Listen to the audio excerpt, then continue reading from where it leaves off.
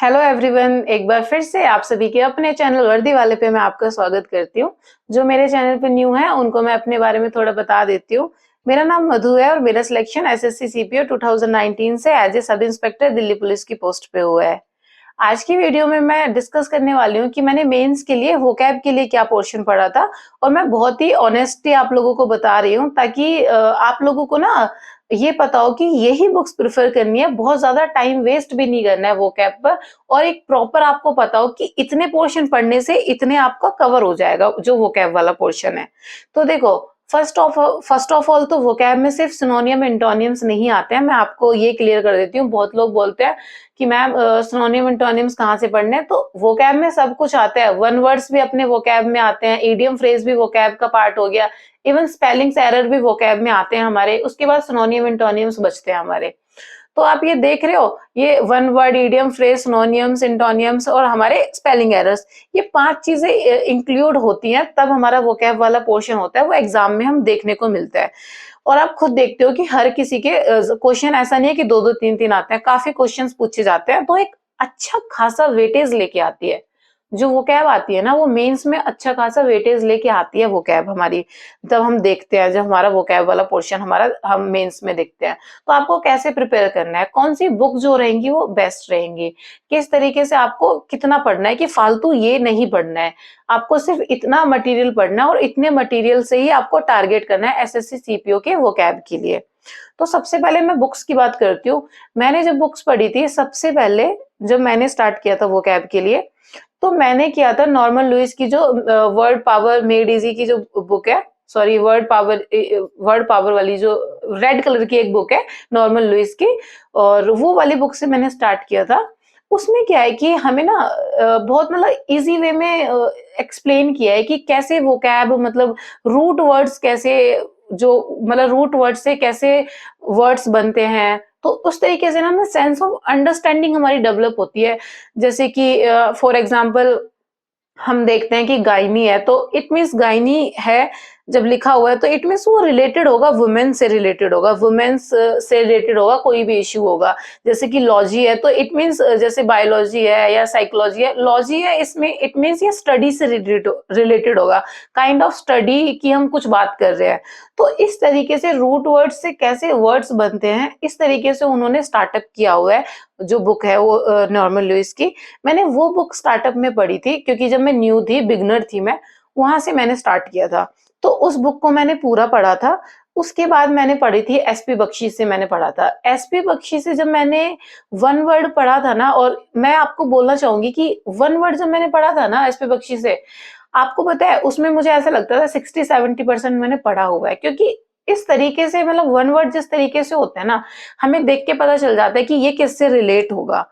तो इस तरीके से मैंने वोकैब स्टार्ट की थी। मैंने उसके बाद एसपी बख्शी पढ़ी, उसके बाद नीतू मैम की बुक पढ़ी, उसके बाद मैंने एमपी पब्लिकेशन पढ़ी थी। तो इसके अलावा जो है ना, मैंने कहीं से कभी वोकैब नहीं पढ़ी है।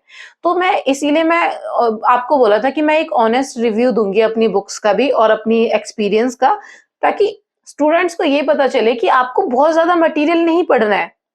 हाँ, मैं एक और चीज़ बता देती हूँ कि मैंने ऑनलाइन मेंटर्स वाली बुक भी पढ़ी थी। ऑनलाइन मेंटर का क्या होता है कि उस टाइम जब मैंने पढ़ा था, 200 प्लस वन वर्ड की, 200 प्लस इडियम फ्रेज की, 200 प्लस ही सिनोनिम्स की, 200 प्लस एंटोनिम्स की बुक्स आती है।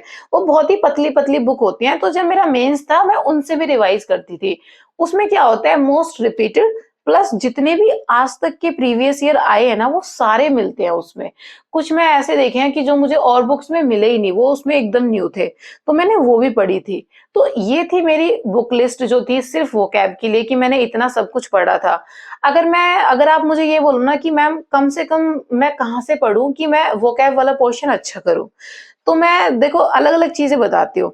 अगर आप वन वर्ड और ईडियम फ्रेज सिर्फ एमपी पब्लिकेशन से पढ़ लेते हो, तो आपके वन वर्ड और ईडियम फ्रेज आप 99% सारे के सारे एग्जाम टाइम में अटेम्प्ट कर लोगे अच्छे से। सिर्फ अब एमपी पब्लिकेशन से पढ़ते हो ना वन वर्ड और ईडियम फ्रेज, तो आप देखोगे कि आपको ना मतलब बाहर से कुछ नहीं पढ़ना है। आप सिर्फ उन्हीं को रिवाइज करो, उनको पढ़ो, उन्हीं को बार बार रिवाइज करो।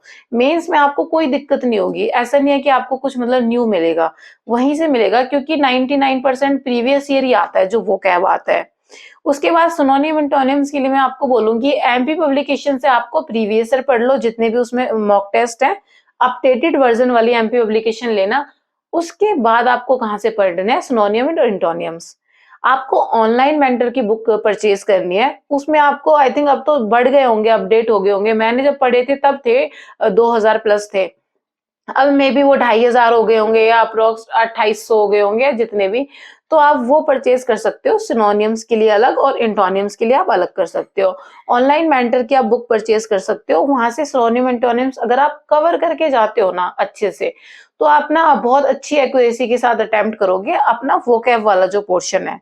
और मैं देखो, मैं लास्ट में मैंने वोकैब में एक चीज और की थी कि जब मैं मॉक टेस्ट देती थी ना, तो मैंने एक जब नोटबुक बनाई हुई थी अपनी अलग से, जिसमें मैं मतलब कुछ ग्रामर के रूल्स भी लिखती थी, जो मुझे मतलब, या कोई सेंटेंस मेरे को बहुत अलग लगा जिसमें कोई ग्रामर का रूल अलग से कुछ यूज हुआ, तो उस नोटबुक में मैं वो लिखती थी। और उसके बाद मैं उसमें वोकैब भी लिखती थी, जो वोकैब मेरे लिए न्यू होती थी। जैसे कोई इडियम फ्रेज मुझे न्यू मिला, तो मैंने वो भी लिखा। कुछ वन वर्ड मेरे को बहुत न्यू दिखा जो मैंने कभी नहीं देखा, तो मैं उसमें लिखती थी। उसी तरीके से मैं सिनोनिम्स वगैरह भी उसमें लिखती थी, एंटोनिम्स भी मैं अपनी नोटबुक में लिखती थी जब मैं मॉक टेस्ट करती थी। तो मॉक टेस्ट में जब एनालिसिस करती थी कि मुझे ये नहीं आता था, तो मैं वो सब लिखती थी। तो लास्ट डेज में वो जो मेरी नोटबुक थी ना, एक जो पूरी प्रिपेयर हुई थी, उसको मैं अच्छे से रिवाइज करके भी गई थी। तो ये चीजें ना छोटी-छोटी हेल्पफुल होती है, हमारी वोकैब अच्छी हो जाती है, तो क्लोज टेस्ट में भी हेल्पफुल होती है। क्लोज टेस्ट के साथ-साथ और भी मतलब एरर्स वगैरह फाइंड आउट करने में हेल्पफुल होती है। सेंटेंस इम्प्रूवमेंट में भी हेल्पफुल रहती है, रीडिंग कॉम्प्रिहेंशन में भी हेल्प होती है। तो वोकैब ना ऐसा नहीं है कि सिर्फ मतलब सिलेबस के अकॉर्डिंग हम देख रहे हैं। जब हम इम्प्रूव करते हैं ना चीज़ों को, तो ओवरऑल इम्प्रूवमेंट देखने को मिलता है। ऐसा होता है कि ओवरऑल मतलब हमारी चीज़ें इम्प्रूव होती हैं। तो इस तरीके से आपको वोकैब को पढ़ना है, जिस तरीके से मैंने बताया। अब आप मैं एक लास्ट अपना पर्सनल बता देती हूँ कि मैं किस तरीके से मतलब पढ़ती थी।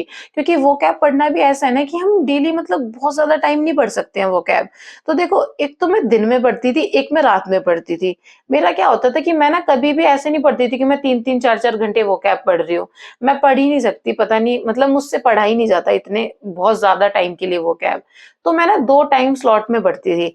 पहले जैसे कि मैं वर्ड और इडियम फ्रेज़ पढ़ रही हूँ एक टाइम स्लॉट में, जैसे कि मैं 1.5 घंटे या अप्रॉक्स मैक्सिमम मतलब मैं 2 घंटे से कम, मैं 2 घंटे तक भी मुश्किल से पढ़ पाती थी। 2 घंटे मतलब मेरा लास्ट होता था, 2 घंटे में ही मैं बुक बंद कर देती थी अपनी।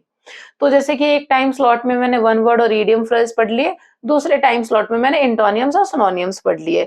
मैं इस तरीके से पढ़ती थी। और मैं साथ में पता है क्या करती थी, मैं सिनोनियम एंटोनियम्स कभी एक साथ नहीं पढ़ती थी। मतलब मैं अगर एक टाइम स्लॉट में मैं वन वर्ड पढ़ रही हूँ तो उसके साथ सिनोनियम्स पढ़ूंगी, अगर दूसरे टाइम स्लॉट में मैं इडियम फ्रेज पढ़ रही हूँ तो उसके साथ एंटोनियम्स पढ़ूंगी।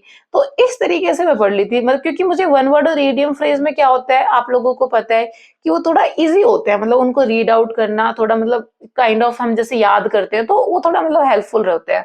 तो इस तरीके से सिनोनिम एंटोनिम्स को अलग-अलग डिवाइड कर दिया था मैंने और 2 टाइम स्लॉट में पढ़ती थी।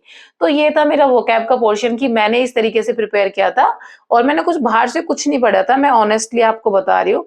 और मैं यही प्रेफ़र करूँगी कि आप बुक्स को बार-बार पढ़ो, बार-बार उस वोकैब को रिवाइज़ करो, जो आपने किसी नोटबुक में लिखी होती है, मॉक एनालिसिस किया होता है, उसको भी रिवीज़न पे डालो और बाकी आप बुक्स को बार-बार रिवाइज़ करो, उसी से आपको मतलब अच्छा परफ़ॉर्म कर पाओगे आप। ऐसा नहीं है कि आप न्यू-न्यू बुक्स में वोकैब ढूँढते रहो।